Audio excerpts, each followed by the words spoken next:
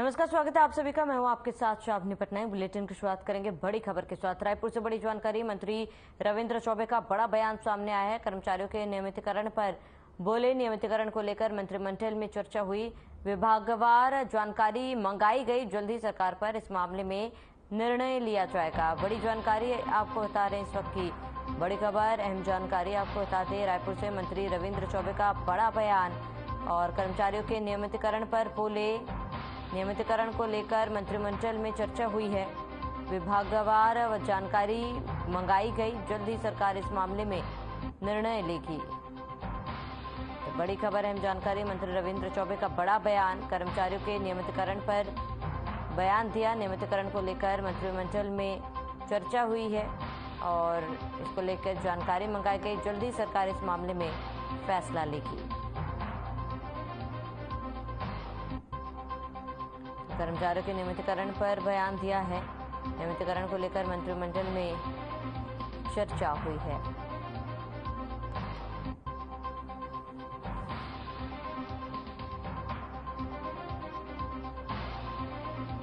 तो कर्मचारियों के नियमितीकरण पर बोले। बड़ी जानकारी। मंत्री रविंद्र चौबे का बयान।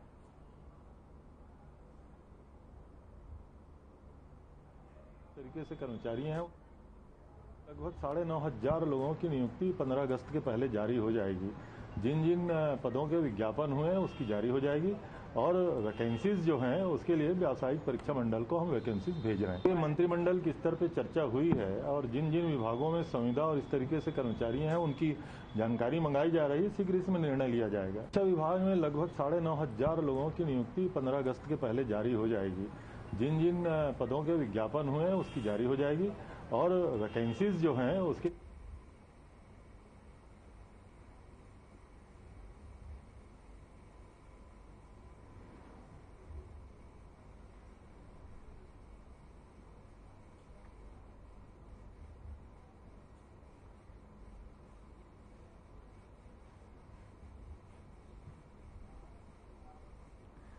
वहीं भाजपा के पूर्व सांसद रणविजय प्रताप सिंह जुदेव के वाहन पर बीती रात अज्ञात लोगों ने पथराव कर दिया, जिसकी शिकायत पूर्व सांसद रणविजय प्रताप सिंह जुदेव ने जशपुर कोतवाली में की है।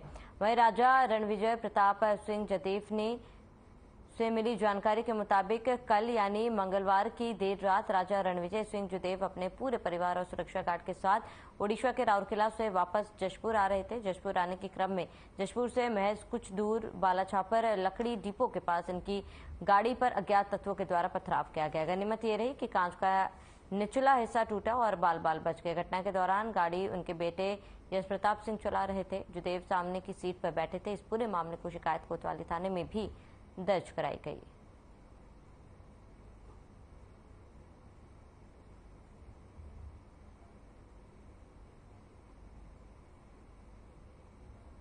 मैं कल रात को बाहर से मैं आ रहा था। लगभग रात को 11:30 बजे का समय होगा और बाला छापर मोड़ के आसपास जशपुर में एकदम से मेरी गाड़ी पे मैंने देखा मेरी गाड़ी का शीशा टूटा और ऐसा लगा कि कुछ चीज आकर मेरी गाड़ी से रात को टकराई। हम लोगों ने फिर वहां पर चंद सेकंड के लिए गाड़ी रोका भी और देखा भी कोई किसने ये हरकत की है और कैसे, मतलब कांच को, शीशे को क्या हुआ। तो ये बड़ा दुखद विषय है कि एक जनप्रतिनिधि के साथ अगर ऐसा हो सकता है तो आम जन के साथ भी हो सकता है।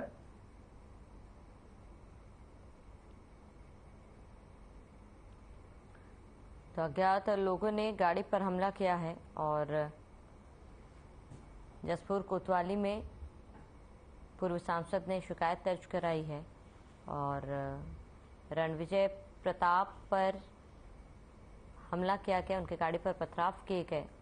फिलहाल पुलिस पूरे मामले की जांच कर रही है।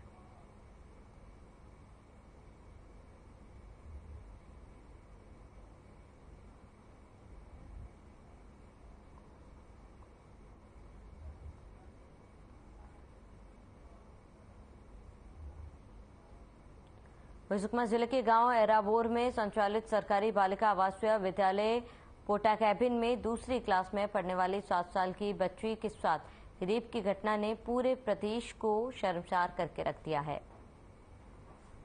वही हैवानियत की शिकार बच्ची रोती बिलखती जब पोटा कैबिन से हॉस्पिटल गई तो सबको घटना की जानकारी हुई। शोर शराबा के बाद थाने में मामला दर्ज किया गया। तत्काल पुलिस अधीक्षक सुषमा किरण चवन ने अतिरिक्त पुलिस अधीक्षक गौरव मंडल के नेतृत्व में 8 सदस्यों की टीम बनाई।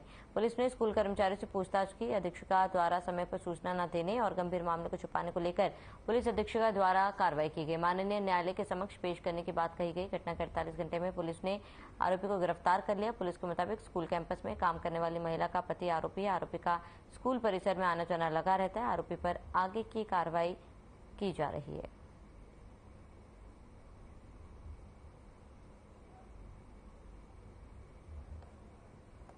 उसमें 6 साल की बच्ची के साथ दुष्कर्म करने का मामला सामने आया था। उस पर एरापुर पुलिस थाने में 9/2023 456 363 376 का 324 भादवी 45 पास्को एक्ट के अंतर्गत अपराध पंजीबद्ध किया गया था।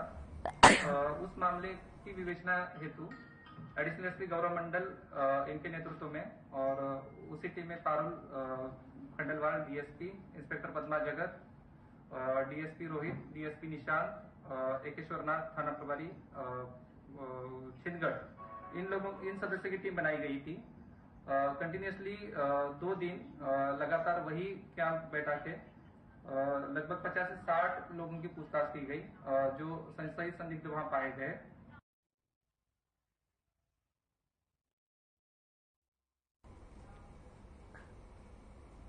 इसी बीच रायपुर से बड़ी जानकारी, इस वक्त की बड़ी खबर, सीएम बघेल दे सकते संविदा कर्मियों को बड़ी सौगात। बड़ी खबर, अहम जानकारी आपको बता दें, इस वक्त की संविदा कर्मियों का हो सकता है नियमितीकरण। 15 अगस्त को सीएम बघेल कर सकते हैं ऐलान। इस वक्त की बड़ी जानकारी, विभागों से मांगी गई कर्मचारियों की जानकारी। उप मुख्यमंत्री टीएस सिंहदेव ने लिखा पत्र। बड़ी जानकारी, अहम खबर आपको बता रहे हैं रायपुर से इस वक्त की बड़ी जानकारी, बड़ी खबर आपको बता रहे हैं, जहां सीएम बघेल दे सकते हैं संविदा कर्मियों को बड़ी सौगात। संविदा कर्मियों का नियमितीकरण हो सकता है। 15 अगस्त को सीएम बघेल कर सकते हैं ऐलान। विभागों से मांगी गई कर्मचारियों की जानकारी, बड़ी जानकारी आपको बता रहे हैं इस वक्त की रायपुर से बड़ी खबर, अहम जानकारी, सीएम बघेल दे सकते हैं संविदा कर्मियों को बड़ी सौगात। संविदा कर्मियों का हो सकता है नियमितीकरण। 15 अगस्त को सीएम बघेल कर सकते हैं ऐलान और विभागों से मांगी गई कर्मचारियों की जानकारी।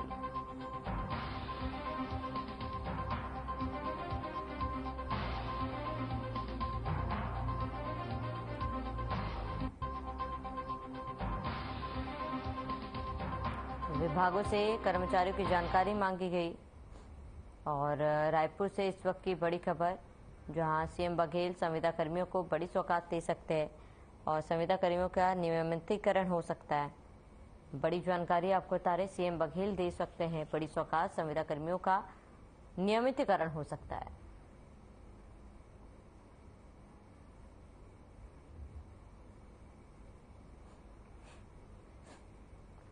खबर बलरामपुर से है, जहां रामानुगंज पलटन घाट कनहर पर्यटन स्थल के पास युवक डूबने से सनसनी फैल गई। दरअसल पलटन घाट पर युवक अपने मित्र और भतीजे के साथ नहाने के लिए गया था, जहां पर यह हादसा हुआ। युवक की उम्र लगभग 35 साल बताई जा रही है। वहीं घाट में डूबने पर 2 घंटे तक संघर्ष करता रहा युवक, लेकिन खुद को युवक नहीं बचा पाया और काफी मशक्कत के बाद उसे बरामद भी किया गया है। वहीं फौरन सामुदायिक स्वास्थ्य केंद्र रामानुगंज लाया गया, जहां पर डॉक्टरों ने उसे मृत घोषित कर दिया है। मृतक का नाम दिनेश कश्यप है, जो रामानुगंज का रहने वाला है और वार्ड क्रमांक 4 का ये निवासी बताया जा रहा है।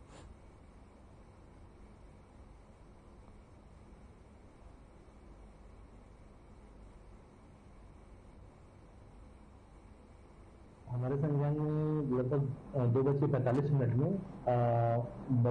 पास में ही कन्नर नदी में एक 35 वर्ष के युवक का डूबने का इंफॉर्मेशन आया था, जिसको तुरंत आनंद थाना में यहाँ लेके आए। तब हमने उसका प्राथमिक उपचार करने पर ये पाया कि वो मृत हुआ है और उसको हमने मृत घोषित करके उसको पोस्टमार्टम के लिए पुलिस के संज्ञान में दे दिया गया। हम लोग के जो चाचा है वो नहा रहे थे और एक छोटा बच्चा मतलब हम लोग के साथ में ही था, वो पहले डूबने लगा। तो वो डूबने लगा तो फिर चाचा गए बचाने, तो फिर मैं देखा कि उन लोग भी नहीं बचा पाएंगे, तो मैं लास्ट में फिर कूदा। और उसके बाद फिर हम लोग से भी नहीं बचा, हम लोग तीनों डूबने लगे। तो फिर एक तो आदमी को मैं चिल्लाया, फिर वो ला करके छोटा बच्चा को निकाला और उसके बाद मैं फिर कैसे जैसे करके निकला और उनको बचाने तक वो अंदर डूब गए थे। 22 जुलाई को सुकमा में 6 साल की मासूम से रेप की घटना को लेकर रायपुर में भारतीय जनता पार्टी ने प्रेस कॉन्फ्रेंस की थी। इस दौरान बीजेपी विधायक रंजना साहू ने कहा कि मासूम से रेप की घटना को लेकर बीजेपी का जांच दल वहां पहुंचा था, लेकिन उन्हें बच्ची और शिक्षिकाओं से मिलने नहीं दिया। बीजेपी विधायक ने राजनीतिक षड्यंत्र के तहत मामलों को दबाने का आरोप लगाया और कहा कि प्रदेश सरकार आरोपियों को संरक्षण देने का काम कर रही है। रंजना साहू ने सरकार से मामले में पारदर्शी तरीके से कार्रवाई करने की मांग की।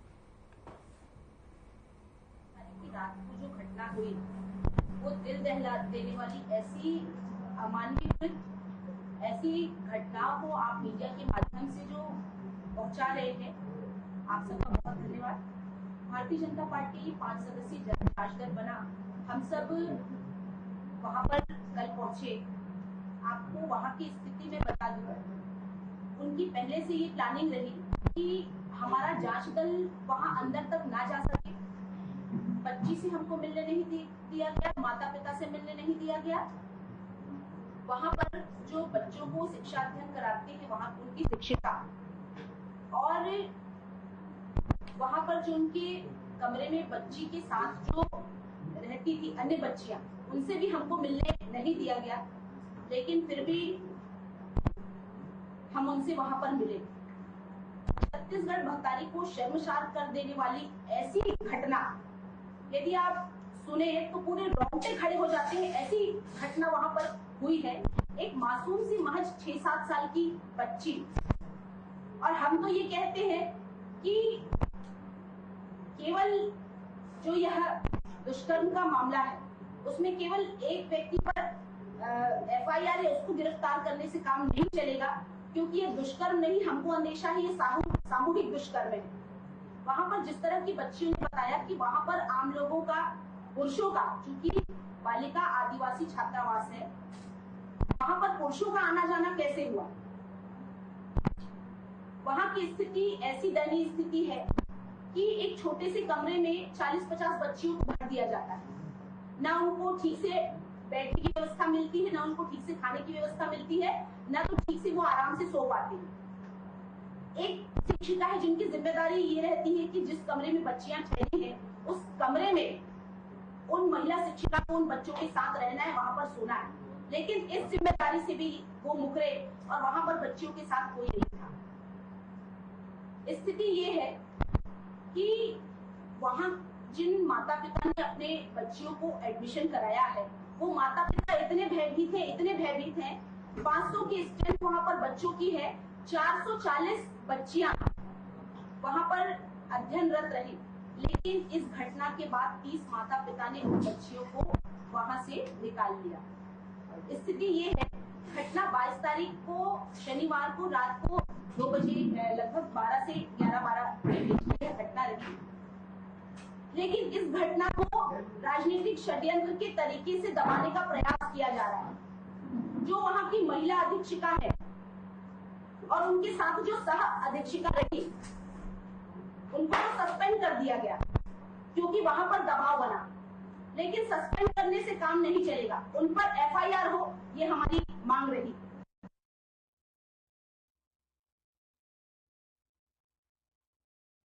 बेमेतरा मुख्यालय समेत ग्रामीण क्षेत्रों के साथ साथ अब शहरों में भी कंजक्टिवाइटिस के संक्रमण की चपेट में आ गया है, जिससे गांव और शहरों में लोग संक्रमित हो रहे हैं, जो एक दूसरे के संपर्क से तेजी से फैल रहा है। आपको बता दें कि बेमेतरा जिले के साचा, बेमेतरा, नवागढ़ और बेरला ब्लॉक के ग्रामीण क्षेत्र में आई फ्लू के संक्रमण का खतरा लगातार बढ़ गया है।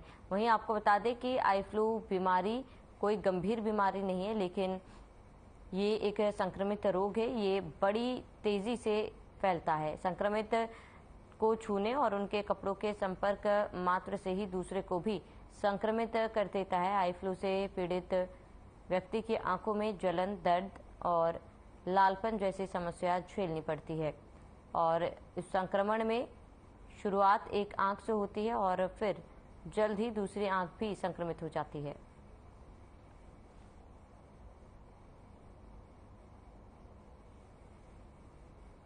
बरसात के मौसम में सभी जगह इसका प्रकोप चल रहा है और हमारे बेमेतरा जिला के भी विभिन्न जगहों से ये शिकायतें आ रही है।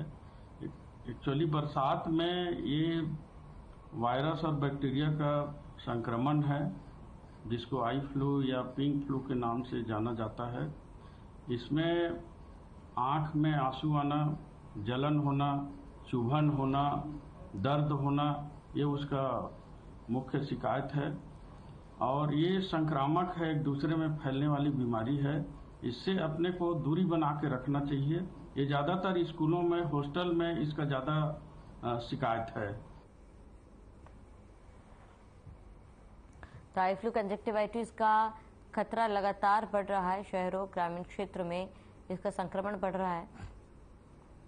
ऐसे में संक्रमण पीड़ित लोगों से दूरी बनाए रखने की सलाह दी जा रही है। इसके साथ ही इलाज कराने की बात कही जा रही है।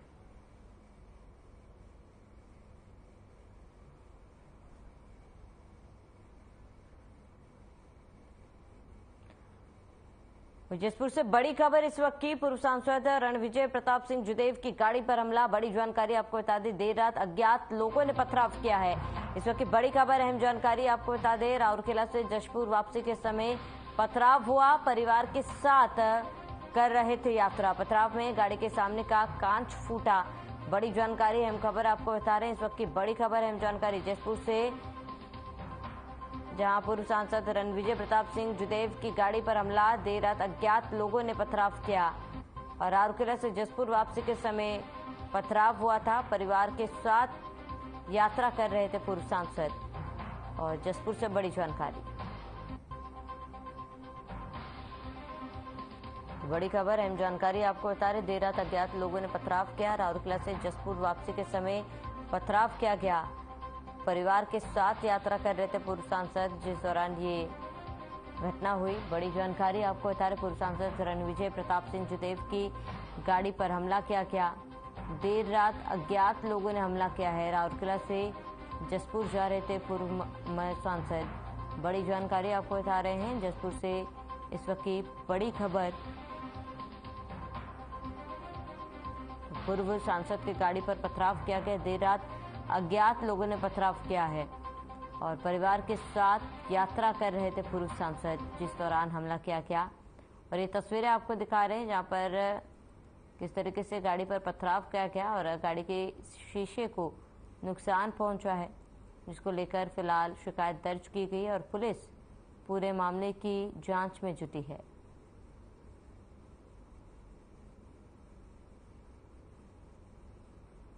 पूर्व सांसद की गाड़ी पर हमला किया गया है और पथराव करने से गाड़ी का पहला शीशा जो है वो टूट चुका है। देर रात अज्ञात लोगों ने पथराव किया और पूर्व सांसद की गाड़ी पर हमला किया गया, जहां पूर्व सांसद हैं रणविजय प्रताप सिंह जुदेव।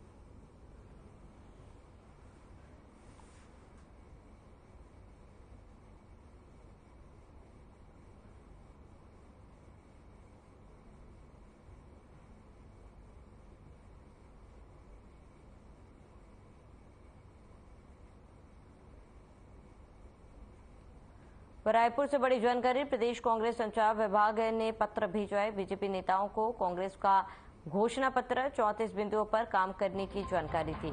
बड़ी जानकारी आपको बता दें, पूर्व सीएम नेता प्रतिपक्ष बीजेपी प्रदेश अध्यक्ष को पत्र भेजा गया। बीजेपी के 2003, 2008, 2013 के घोषणा पत्र भी उन्हें भेजे गए।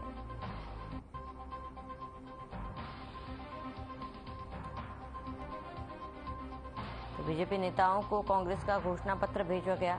34 बिंदुओं पर काम करने की जानकारी थी। पूर्व सीएम नेता प्रतिपक्ष बीजेपी प्रदेश अध्यक्ष को बीजेपी के 2003-13 की तमाम घोषणाओं को भी भेजा गया।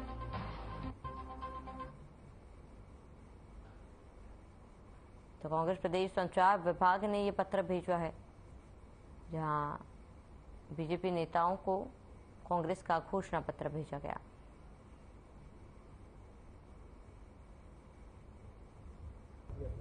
मुख्यमंत्री भूपेश बघेल जी की सरकार ने उन घोषणा पत्र से 99% वादों को पूरा किया है। 34 बिंदुओं में हमारी सरकार ने पूर्ण काम किया है। लगातार भाजपा के नेता घोषणा पत्र के कामों को लेकर झूठ बोल रहे हैं, चाहे नेता प्रतिपक्ष नारायण चंदेल जी हो, पूर्व मुख्यमंत्री डॉक्टर रमन सिंह जी हो, भाजपा के प्रदेश अध्यक्ष अरुण साव जी हो, कांग्रेस के घोषणा पत्र को लेकर भ्रम फैलाने का काम कर रहे हैं। आज प्रदेश कांग्रेस संचार विभाग ने तीनों नेताओं को कांग्रेस के घोषणा पत्र, जिसे हमने 34 बिंदुओं का पूरा किया है, उसकी कॉपी और भारतीय जनता पार्टी के 2003, 2008 और 2013 के घोषणा पत्र को बाईपोस्ट भेजने का काम किया है।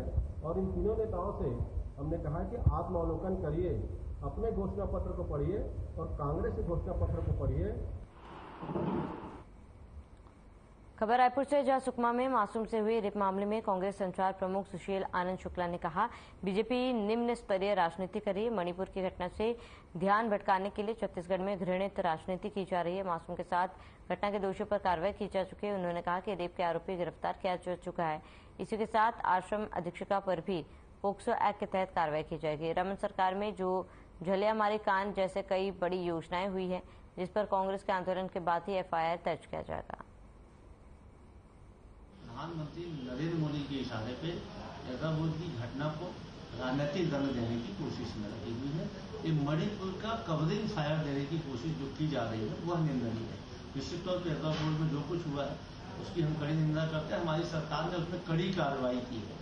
यहाँ तक कि जो दोषी था उसके खिलाफ कार्रवाई की गई और जो आश्रम के अधीक्षिका थी उसके खिलाफ भी पास्को एक्ट में कार्रवाई की गई। अब भारतीय जनता पार्टी का जांच दल चाहता है कि जाके पीड़िता से मिले, जबकि सुप्रीम कोर्ट की रूलिंग है कि नाबालिग पीड़िता को हम उजागर नहीं कर सकते हैं। ऐसे में आपको कैसे मिलने दिया जाए। खबर रायपुर से, जहां मंत्री रविंद्र चौबे का बड़ा बयान सामने आया। पोटा कैबिन में बच्ची से दुष्कर्म मामले में मंत्री रविंद्र चौबे ने बीजेपी के जांच दल के आरोपों पर पलटवार करते हुए कहा कि बीजेपी को झलियामारी घटना याद होनी चाहिए। डॉक्टर रमन सिंह ने इस्तीफा तब क्यों नहीं दिया था? बीजेपी वाले उस घटना को भूल गए हैं। वहीं झलियामारी में कितनी बच्चियों के साथ कुकृत्य हुआ था। सुकमा में घटित घटना पर सरकार ने तत्काल कार्रवाई की। वहीं मोदी सरकार किसान प्रमाण योजना पर मंत्री रविंद्र चौबे ने कहा, मोदी सरकार की योजना के नियम क्यों बदल जाते हैं? प्रधानमंत्री किसानों के हित फैसले लेते हुए सम्मान निधि की राशि बढ़ती है। प्रधानमंत्री ने तो किसानों का ध्यान ही नहीं रखा। छत्तीसगढ़ के जितने किसानों को मिला था, हर साल उसके नॉर्म्स क्यों बदल जाते हैं? अगर किसानों के खाते सही थे तो उनको लगातार मिलते रहना चाहिए। तो लगभग हर किस्त में जो प्रधानमंत्री किसान सम्मान निधि होता है उसमें लगातार कटौती, केवल छत्तीसगढ़ का सवाल नहीं है, अनेक राज्यों में भी वसूली शुरू हो चुकी है।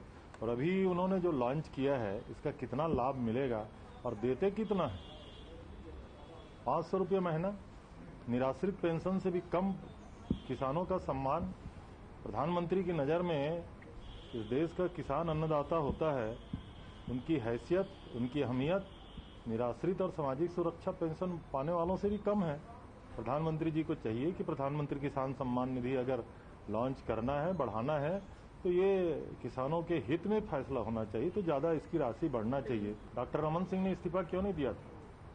भारतीय जनता पार्टी को उस समय थोड़ा भी शर्म लियाकत थी क्या? काहे के लिए इस तरीके से बात करते हैं? कितने बच्चियों के साथ वहां रेप की घटना हुई थी? सारा हिंदुस्तान का पत्रकार वहां गया था। ये उससे बड़ी घटना हो गई। घटना कोई छोटी नहीं होती, लेकिन इसमें तत्काल कार्रवाई की गई है। ये भारतीय जनता पार्टी जांच दल भेज सकता है, सार्वजनिक आ जाए, लेकिन जो विभागीय कार्रवाई होना चाहिए, मैं समझता हूँ तत्काल गृह विभाग ने उसमें सख्ती से कार्रवाई की है। खबर रायपुर से, जहां नेता प्रतिपक्ष नारायण चंदेल ने कांग्रेस के जन घोषणा पत्र पर सवाल खड़े किए हैं। उन्होंने कहा कि हम कांग्रेस के लोगों से और मुख्यमंत्री से पूछना चाहते हैं कि वास्तविकता क्या है। जितने वादे कांग्रेस ने पूरे किए थे उसमें से कितने वादे पूरे हुए हैं, कितने अधूरे हैं। उप मुख्यमंत्री ने कहा कि हमने 12 वादे पूरे किए और कांग्रेस प्रवक्ता कह रहे हैं कि हमने 36 में से 34 वादे पूरे किए। नेता प्रतिपक्ष नारायण चंदेल ने कहा कि झूठ बोलने से पहले झूठ में भी सामंजस्य होना चाहिए। जन घोषणा पत्र की सच्चाई जनता जान चुकी है। छत्तीसगढ़ प्रदेश की कांग्रेस सरकार ने जो जन घोषणा पत्र जारी किया था, हम कांग्रेस के लोगों से मुख्यमंत्री जी से पूछना चाहते हैं कि वास्तविकता क्या है।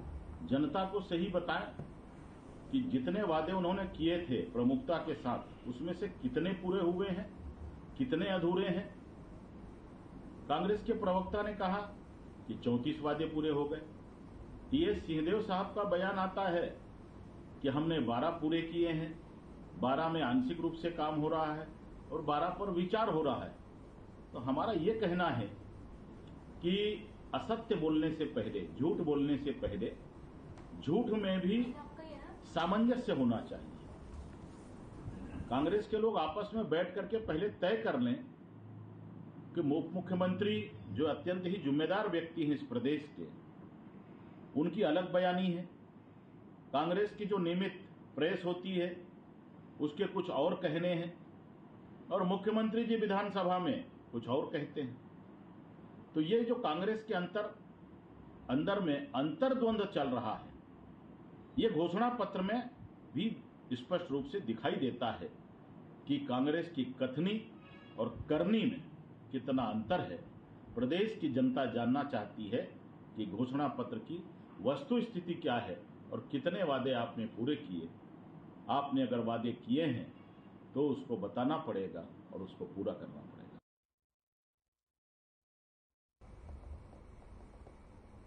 चलिए इसी के साथ इस बुलेटिन में फिलहाल मेरे साथ इतने। देश प्रदेश की तमाम बड़ी खबरों के लिए बने रहे हमारे साथ।